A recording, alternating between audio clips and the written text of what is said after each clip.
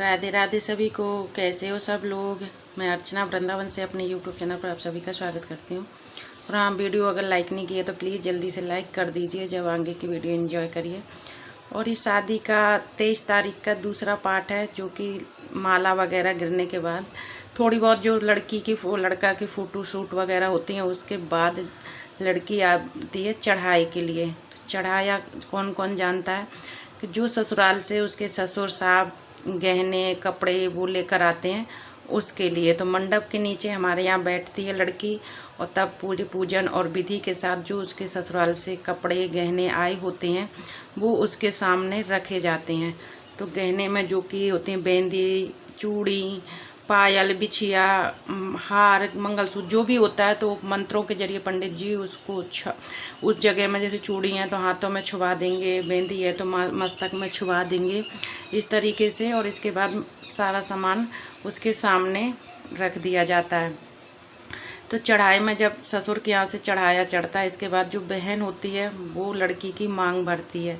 तो प्रथम मांग लड़की की बहन भरती है हमारे यहाँ पे, ना कि लड़का भरता है। ना ही ऐसे कि गोद वगैरह में पहले होता है ना, लड़की देखने आते हैं गोद भरते हैं और ससुराल वाले मांग आंग भर जाते हैं, ये सिस्टम हमारे यहाँ नहीं होता है। तो इस टाइम पे ससुराल बहन भरेगी। तो ये देखिए जो उसके गहने आए हैं वो पंडित जी उसके छुपाते जा रहे हैं और उसके सामने रखते जा रहे हैं।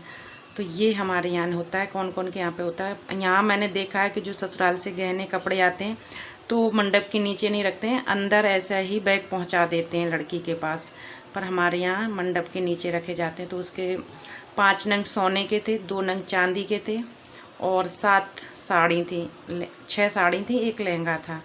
तो इतना उसका चढ़ाई का सामान था। चढ़ने के बाद नीचे जाके उसका जो ससुराल से सामान आया था वो सारा पहना दिया था। पीली साड़ी पहनना था।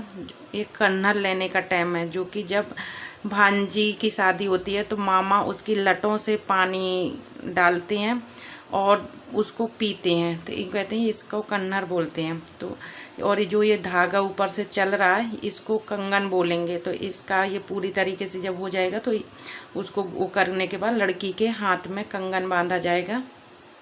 कंगन ससुराल वाले लाते हैं, तो इसी धागे में उसको बांधकर और लड़की के हाथ में बांधा जाएगा।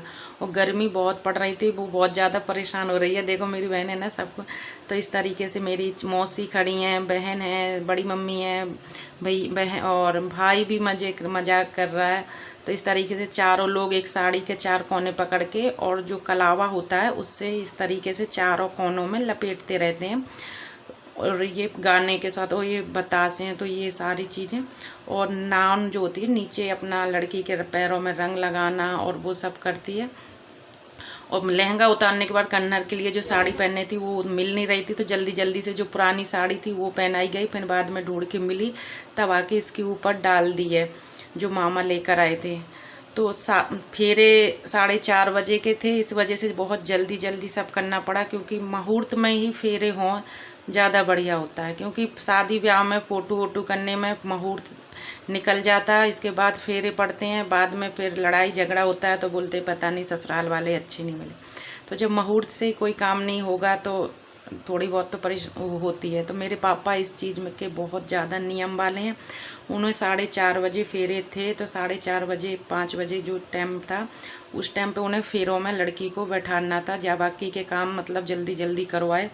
तो ये मामा आ चुके, मेरे बड़े वाले मामा हैं, इधर मेरे ये छोटे वाले मामा बैठ गए हैं भैया के और मामा के बीच में। वो काली टी-शर्ट में ये मेरे मामा हैं, और उधर जो थोड़ी हरी टी-शर्ट में वो भैया है। तो ये देखिए, ये बालों से पानी डाल के इस तरीके से वो लोटा में ले लिया था नान ने, और वही पानी हाथ के जरिए लड़की के डाला और हाथ के नीचे से मामा लोगों ने लिया और उसको पिया है। तो इसको कन्हर बोलते हैं। तो इसके बाद फिर साड़ी चेंज होने के बाद जो मामा पीली साड़ी लेकर आया था उसको पहनी, और फेरे के लिए लड़की आ चुकी है। फेरे भी के लिए भी आ चुकी है, और क्या नाम है, कन्यादान हो चुका, पैर पूजन हो चुका है। विवेक साहब हमारे मोबाइल लेके पता नहीं किस कोने में सो गए थे, जो कि उस चीज़ की वीडियो शूट नहीं हुई है। तो छोटे मामा मामी ने कन्यादान लिया है, और जो पाँव पूजने की रस्म होती है, जो फैमिली घर वाले भैया भाभी सभी लोगों ने पैर पूजे, जो जिसको देना होता, कोई बर्तन देता तो जिस पंडित जी के पीछे पड़े हैं रखे हैं, जो लड़का वाले के पंडित जी हैं उनके पीछे सारा सामान रखते जाते हैं। तो वो पैर पूजन भी हो गया। अब यहाँ पे हवन हो गया और जो फेरे होते हैं वो भी हो चुके हैं। भाई ने लावा परस दिया, जो धान आती है, धान भुंजी हुई, उसको लावा परसना बोलते हैं, वो भी हो गया है। नहीं शूट हो पाया क्योंकि मुझे भी नहीं पता था विवेक सो कहाँ रहा है मोबाइल लेके, तो जो उसको शूट किया वही मैं आप लोगों के साथ शेयर कर दिया। हाँ जी, अब उलट पीड़ा कराओ, आप आराम से खड़े हो जाओ। पहले पीठ नहीं दिखाएंगे, हाँ, एक दूसरे को पीठ नहीं दिखाना। आप पीड़ा बदल दो पीछे से, आपको सामने सामने से घूम जाइए। हाँ, ऐसे सामने पीठ नहीं देखना, घूम जाना।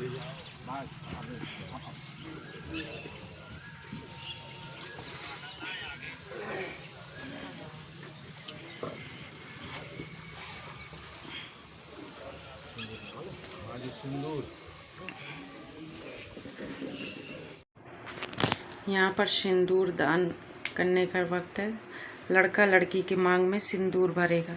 तो फेरों के बाद ही लड़का लड़की के मांग में सिंदूर भरता है, इससे पहले बहन भरती है। तो यहाँ पर पहले लड़की उसकी छाती में हल्दी और चावल लगाएगी। ये क्या रस्म है होती है पर मुझे नहीं पता है क्यों होता है। तो ये इसके बाद लड़का हल्दी और लड़की के दोनों कंधों में लगाएंगे। इसके बाद लड़की के मांग में सिंदूर भरेंगे। तो ये रस्म है। तो इस तरीके से हमारे यहाँ पे शादी होती है। काफ़ी रस्में हैं जो कि मिस हो गई हैं, नहीं रिकॉर्ड हो पाई। पहली बात तो क्या होते हैं, मोबाइल चार्ज नहीं हो पाता था। दूसरी बात, विवेक साहब हमारे मोबाइल लिए रहते थे, हमें तो मोबाइल देखने तक को नहीं मिलता था। किसका फ़ोन आ रहा है, किसको वो है, कुछ भी नहीं, कहाँ पर है विवेक भी नहीं मिलता था। पता चला यहाँ पर है, वहाँ जाते तो विवेक, क्योंकि हमारा एक घर है पर पापा ने और 2 घर ले रखे थे, क्योंकि किसी को दिक्कत ना हो लेटने में बैठने में। तो इस वजह से तो विवेक साहब सारे घरों में मज़े ले रहे थे। तो यहाँ पर लड़का ने लड़की के मांग में सिंदूर भर दिया है। फाइनली शादी हो चुकी है, फेरे हो गए और कन्यादान हो गया, लड़की पराई हो चुकी है और ये मांग में सिंदूर भी भर दिया।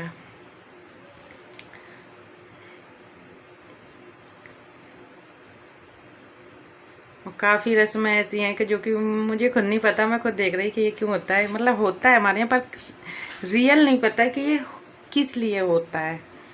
और तो ये अब यहाँ पर लड़की अभी तक घूंघट नहीं किया था, अब लड़का घूंघट कर देगा। ये देखो, अब यहाँ से लड़की का घूंघट चालू है, क्योंकि उनके ससुराल वाले भी बैठे होते हैं सभी लोग। अब घूंघट चालू, मांग बनने के बाद जब लड़का पल्लू नीचे कर देता है घूंघट का, तो फिर घूंघट चालू। इसके बाद जितनी रस्में हुई हैं सब बिना घूंघट के होती हैं। अब लड़की का घूंघट चालू हो जाएगा। यहाँ पर हवन करेंगे।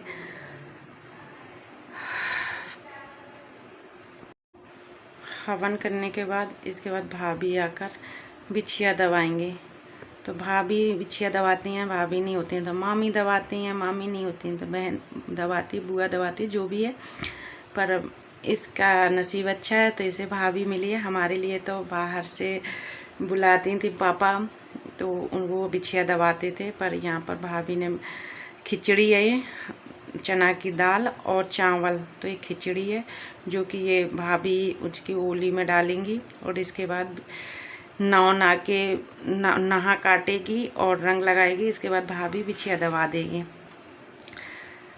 तो और दूसरी बात, आप लोगों ने वीडियो पूरी देखी होगी, आप लोगों को हमारी मतलब बहन के हाथ में काली चूड़ी नज़र आ रही होंगी। तो आप लोगों के अंदर सवाल होगा कि काली चूड़ी क्यों पहनी है। तो हमारे यहाँ पर काली चूड़ी ही पहनते हैं, ससुराल से आती हैं और पियर से भी, दोनों तरफ से मिलके काली चूड़ी पहनाई जाती हैं लड़की को शादी में। बाकी और कोई काली साड़ी वगैरह ऐसी चीज़ नहीं चलती है या शुभ है, पर काली चूड़ी शुभ मानी जाती है हमारे यहाँ। हरी चूड़ी नहीं चलती है। बस काले में क्या होगा, चूड़ी होंगी या माला वगैरह, मंगलसूत्र वगैरह की जो मोती हैं वो हैं, बस यही लोग यही चलते हैं, साड़ी वगैरह नहीं करते हैं। तो मेरी बहन के हाथ में काली चूड़ी हैं जो उसके ससुर साहब लेकर आए हैं, और सोने की चूड़ी हैं जो कि उसके ससुर साहब लेकर आए हैं। तो और मामा की पीली साड़ी है जो कि फेरों के टाइम पे मामा की साड़ी ही पहनते हैं, तो मामा लाई हुई है पीली साड़ी। तो फाइनली यहाँ पे रंग लगेगा जो कि लड़का के भी नहा काट के इसको नहा बोलते हैं। तो नहा काटने, शादी होने के बाद नहा काटेंगे, नहा काटने के बाद महावर लगेगा, रंग जिसको बोलते हैं। तो महावर लगने के बाद लड़का के भी लगेगा, लड़की के भी नहा काटेंगे और महावर लगेगा। और इसके बाद भाभी आके बिछिया दबा देंगे।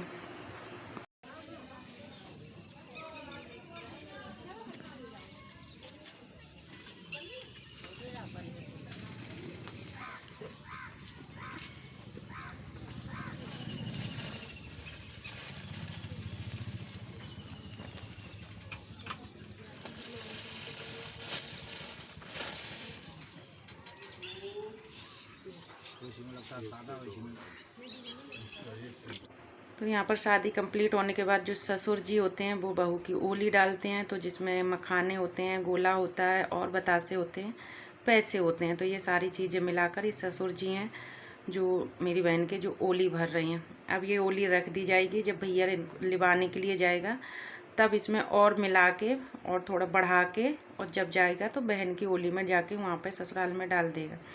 भगवान विष्णु मंगलम गरुड़ध्वज मंगलम पुंडरीकाक्ष मंगलाय तनो हरि विद्यारंभे विवाहे च प्रवेशे निर्गमे तथा संग्रामे संकटेषैव विघ्नस्य नारायणे श्रीवर्चस्वमायुष्यमारोग्यमा विधाक्षं महीयते धनं धान्यं वशं बहु भक्तिलाभं बहु।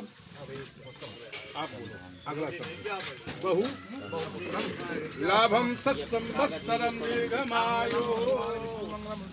राधा कृष्ण भगवान की कृपा से विवाह जो है बढ़िया संपन्न हुआ। भगवान पूरा गंगा यमुना जैसे जो है भगवान को प्रणाम कर लो। लिबाजा बिट्टी इनकी दक्षिणा रिवाज छुट्टी। तो इसके आगे की वीडियो मैं आप लोगों के साथ कल शेयर करूंगी। इसी के साथ इस वीडियो का करती हूँ एंड। कल फिर मिलेंगे एक नई वीडियो के साथ। जब तक के लिए बाय बाय, राधे राधे। सभी को वीडियो पसंद आई हो तो लाइक शेयर कमेंट